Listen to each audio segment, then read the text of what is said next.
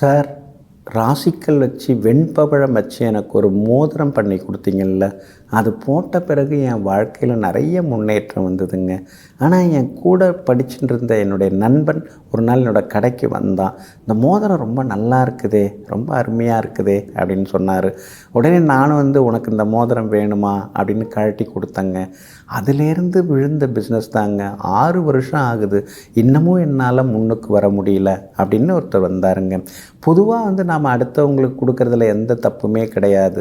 ஏன்னா கொடுக்கறது என்றைக்குமே நமக்கு புண்ணியத்தை சேர்க்கும், எல்லா வகையிலுமே சேர்க்கும்.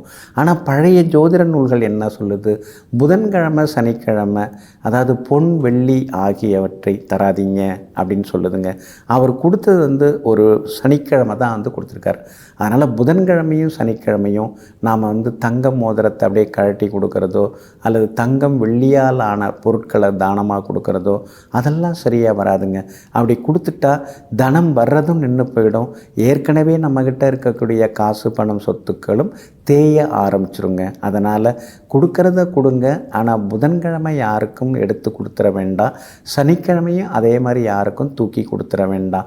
இப்போ புதன்கிழமை சனிக்கிழமையில் மற்றதெல்லாம் பண்ணலாம். அன்னம் தரலாம், ஆடை தரலாம், அல்லது வேறு ஏதாவது மொபைல் ஃபோன் யாருக்கா வாங்கி தரீங்களா வாங்கி கொடுங்க, அதெல்லாம் தப்பு கிடையாது. ஆனால் அதே நேரத்தில் கோல்டு சில்வர் இந்த 2 மெட்டல் மட்டும் யாருக்கும் தரக்கூடாது. ஆபரணங்கள் யாருக்கும் இந்த 2 நாட்களில் புதன்கிழமை சனிக்கிழமையில் தரக்கூடாதுன்னு சொல்லப்பட்டிருக்குங்க. அதே மாதிரி பார்த்திங்கன்னா தானியங்கள், இப்போ அரிசி பருப்பு முன்னாடிலாம் எல்லாமே தானியங்கள் தானே முக்கியமாக அதுதான் கூலியாக கொடுப்பாங்க. நம்ம ஒரு வேலை செய்து கொடுத்தோம்னா தானியங்களை தான் கொடுப்பாங்க. அந்த தானியங்கள் என்றைக்கு தரக்கூடாது? செவ்வாய்க்கிழமை வெள்ளிக்கிழமை தானியங்கள் மற்றவங்களுக்கு கொடுக்கக்கூடாது. அரிசி பருப்பு அதே மாதிரி மற்ற உணவுப் பொருட்கள் அதெல்லாம் மற்றவங்களுக்கு தரக்கூடாதுன்னு சொல்லப்பட்டிருக்கு.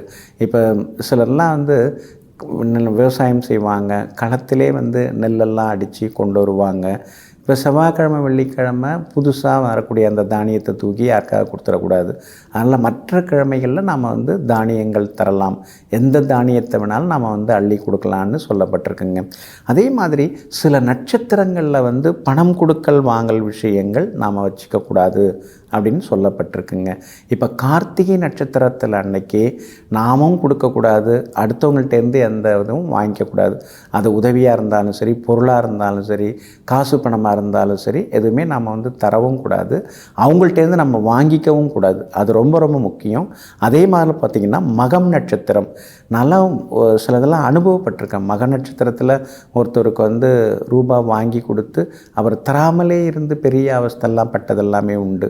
அதனால் அப்புறம்தான் மகம் நட்சத்திரத்தில் எதுவும் கொடுக்கக்கூடாது. இதெல்லாம் பழைய நூல்களை எடுத்து நாம் ஜோதிட நூல்களை எடுத்து படிக்கும்போது தான் இதில் ஆழமான சில கருத்துக்கள்லாம் சொல்லப்பட்டிருக்கு. அதே போல் பார்த்திங்கன்னா உத்திரம் நட்சத்திரத்துலேயும் நாம் யாருக்கும் பொருள் கொடுக்கக்கூடாது, பணம் கொடுக்கக்கூடாது. கொடுத்தோம்னா பாதிப்புகள் திரும்பி எதுவுமே சேராது. சித்திரை நட்சத்திரம், மூலம் நட்சத்திரம், ரேவதி நட்சத்திரம் ஆகிய நட்சத்திரங்கள்லேயும் எந்த பொருளும் நாம் தரக்கூடாது. மற்றவங்கள்ட்டேருந்து தானமாகவும் நாம் எதையுமே வாங்கிக்க கூடாதுங்க. இந்த மாதிரி பழைய நூல்களில் சில அற்புதமான கருத்துக்கள் எல்லாமே சொல்லப்பட்டிருக்குங்க.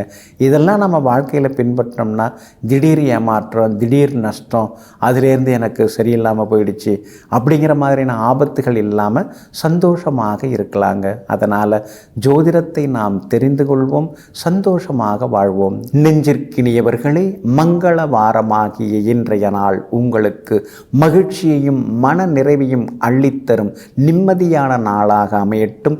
மீண்டும் நாளை காலை சந்திப்போம். நன்றியுடன் உங்கள் ஜோதிட முனைவர் KP வித்யாதரன். வணக்கம்.